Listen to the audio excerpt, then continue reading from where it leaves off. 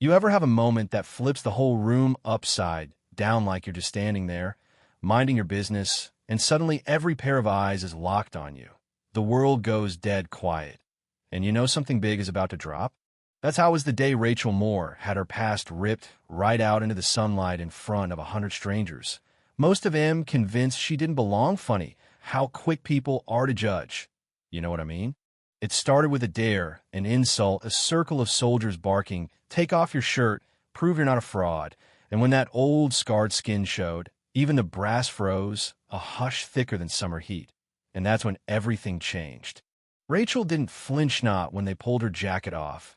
Not when the general himself knelt at her feet, whispering, "Commander Moore," just stood there, ash-gray eyes pinned on some distant horizon, boots planted in the dirt like she was rooted deeper than anyone could guess. No name tag, no insignia, nothing to say who she was or why she was there. And yet you could feel in the way the crowd backed up, eyes wide, not sure if they just poked a ghost or a legend or maybe both.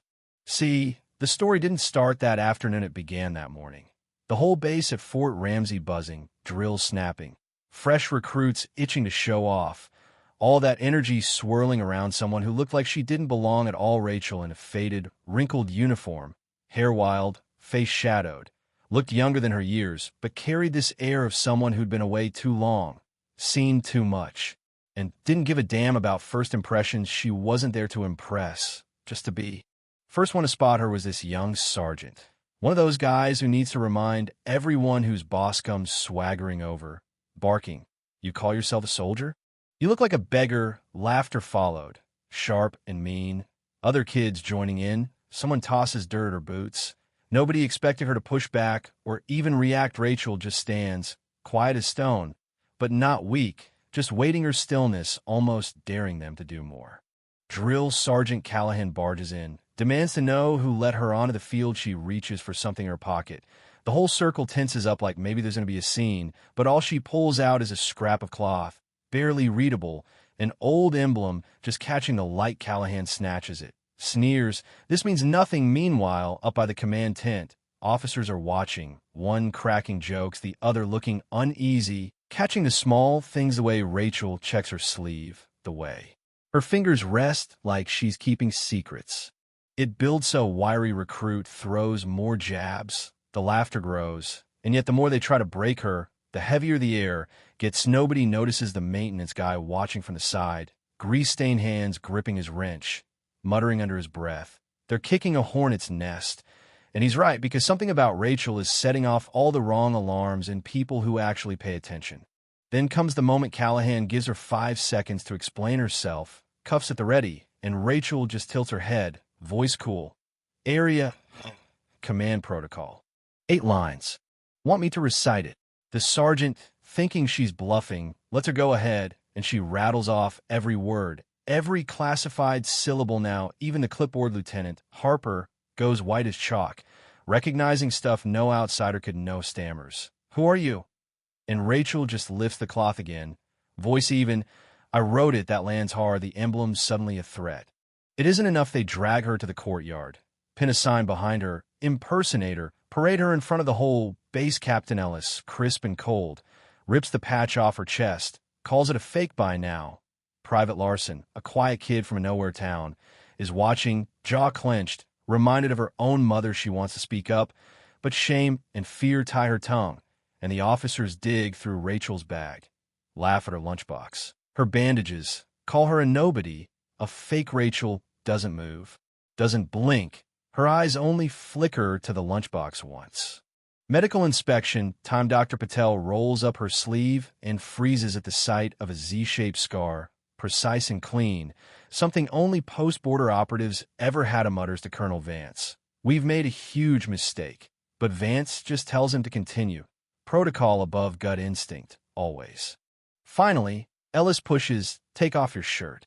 Show us if you've got any unit tattoos." The crowd goes feral, chanting, shoving, the kind of ugly that only happens in groups. Rachel lets them, face blank, and when the shirt drops, everyone sees it. 3 long, deliberate scars down her spine.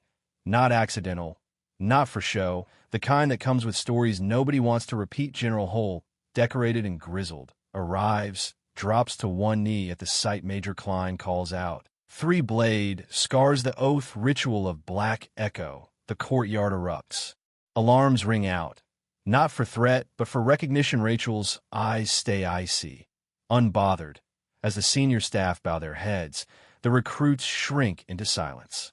But the story's not done. Captain Reed, defiant, calls her a relic, shouts that she's still breaking rules. Larson finally snaps, pushing forward, voice shaking but strong. Enough. You don't know her. You don't know what she's done. Something passes between her and Rachel. Not gratitude, not forgiveness, just a flicker of recognition, a reminder of why people fight for the invisible.